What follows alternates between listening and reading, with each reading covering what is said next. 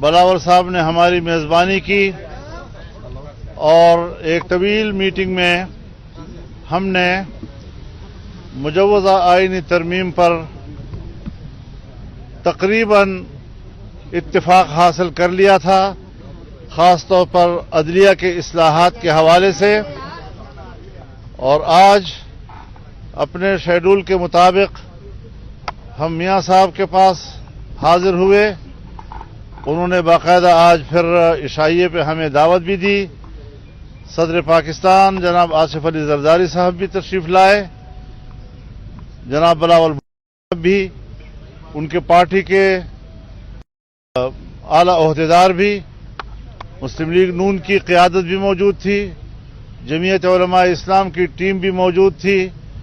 اور ہم نے اس ساری صورتحال پر تفصیلی غور کیا۔ عدلیہ کے اصلاحات کی حد تک تو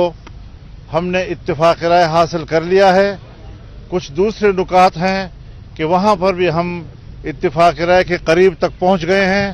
اور ہمارے آج کا اجلاس انتہائی حوصلہ افزا رہا ہے۔ ہم یہ سمجھتے ہیں کہ ملک میں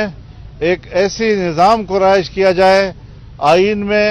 ایسی اصلاحات لائی جائیں، ایسی ترامیم لائی جائیں جو ہر شعبے میں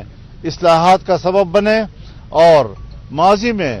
اداروں میں جو مداخلت یا اداروں کا اپنے دائرے سے باہر کا جو ان کا اقدامات ہوتے تھے ان کو اپنے دائروں تک محدود رکھا جائے، ان کو اپنے فرض تک محدود رکھا جائے، پارلیمنٹ کو بالا تر رکھا جائے، اس کی بالاتری کو مستحکم اور مضبوط بنایا جائے، آئین کی بالادستی کو مضبوط بنایا جائے۔ ہم نے اسی حوالے سے ابتدائی جو مسودہ آیا تھا اسے مسترد کر دیا تھا، آج بھی ہم اس کو مسترد کرتے ہیں۔ اگر ہمارے تجاویز پر آتے ہیں تو بسم اللہ، اور اگر نہیں آتے تو ہم کل بھی اس کو مسترد کر چکے تھے، اور آج بھی ہم اسی موقع پہ قائم ہیں۔